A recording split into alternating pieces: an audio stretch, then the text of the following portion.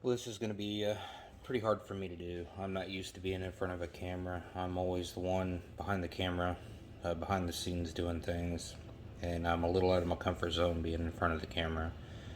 Um, I've been toying with the idea of starting a YouTube channel, not one that I think that'll ever become popular, but just something to put my videos out there for my friends and family that are close to me to keep up with what I'm doing. And if I get a few more people that follow it, great. If not, okay, I understand. What I want my channel to be is basically a DIY for audio, video in your home, in your cars, working on your vehicle. Simple solutions, little life hacks, if you will. And the reason that I'm thinking about starting it is because I'm currently building my first actual build or rebuild of a vehicle.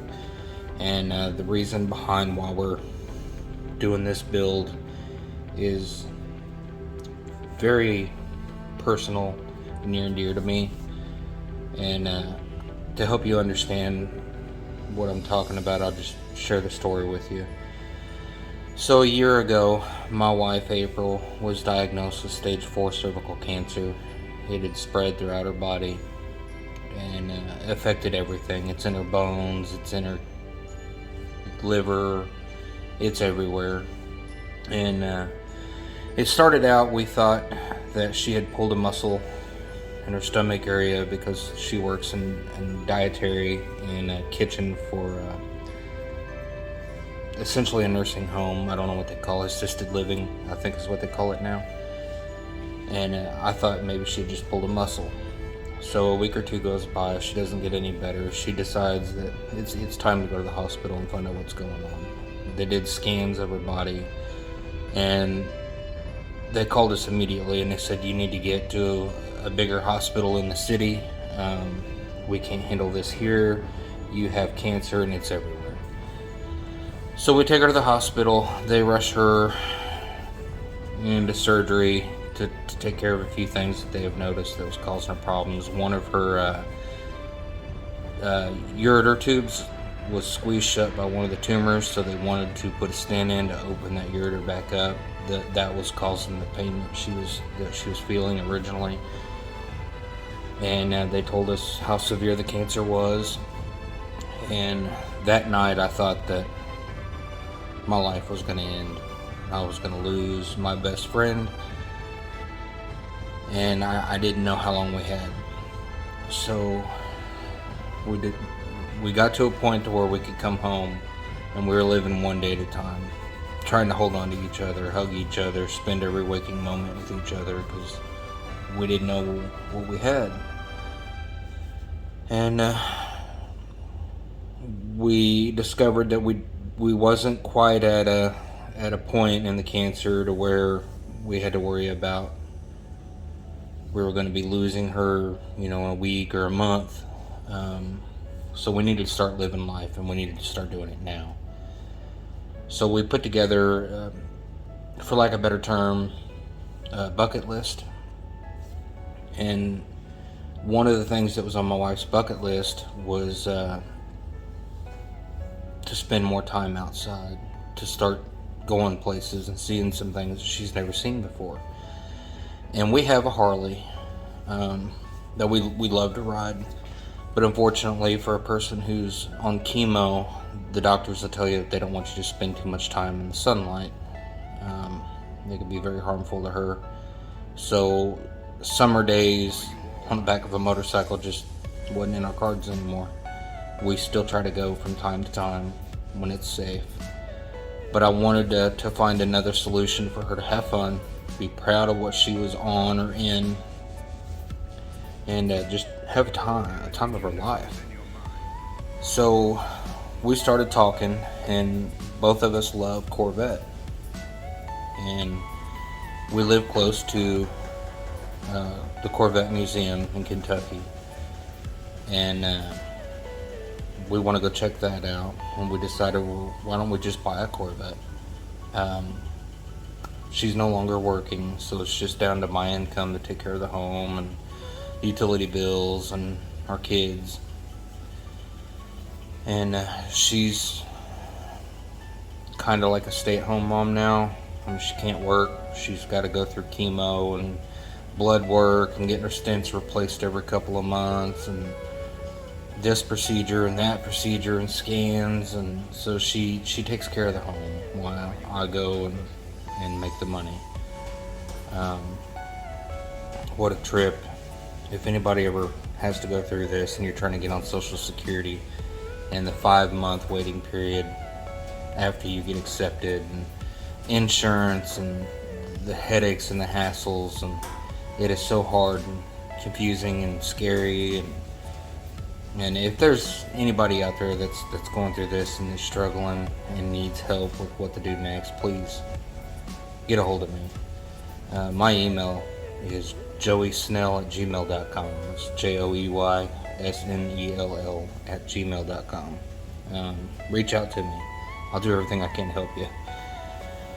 But anyway, we decided to buy a Corvette, and her favorite one was a C5.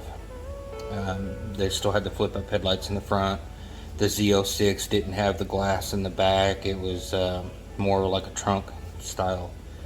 So we set out to find one, and we found one, but it needed quite a bit of work. The body looked okay, but there were problems with the motor. At the time, we didn't know what it was. It was making this whistling sound, almost like a belt squeal, but it was internal. Just little things, it's 2001, so it's over 20 years old. It's gonna need some TLC. So we decided that would be right up our alley, the project car. So we did. That's exactly what we did. We bought, let me show you, a 2001 Chevy Corvette Z06. And I've had to do a lot of work to it. So the squeal ended up being a faulty lifter, and it turned slightly sideways, because the lifter trays that they stick in, when they get hot, they kind of warp. So the lifter had kind of shifted a little bit, and each time the cam would come up, instead of rolling on that lifter like it's supposed to, it was rubbing it thin sideways. Wore it out, and that was the squeal that we heard. But it damaged the lifters, it damaged that tray that they sit in, it damaged the cam, and the seals were leaking, so I had the motor completely redone. I ended up going with a Texas Speed Bald Eagle cam. It was kind of pushed by Cletus McFarland. And this is the cam that came out of the car, so it wasn't too horrible, but it does have a lot of pitting and scratching on it. I don't know if you can pick that up in the camera, like right here. So I rebuilt the motor, and then the radiator started leaking, so I had to replace the radiator and go through the coolant system, and we got that done. And the windows had tint on them, but they had turned purple and they were peeling real bad, so I had all the window tint removed. Put Lumar 5% window tint all the way around the vehicle, and had the paint corrected. I had ceramic coating put on it, and I had changed some things. So let me turn the camera around. The things that I've done.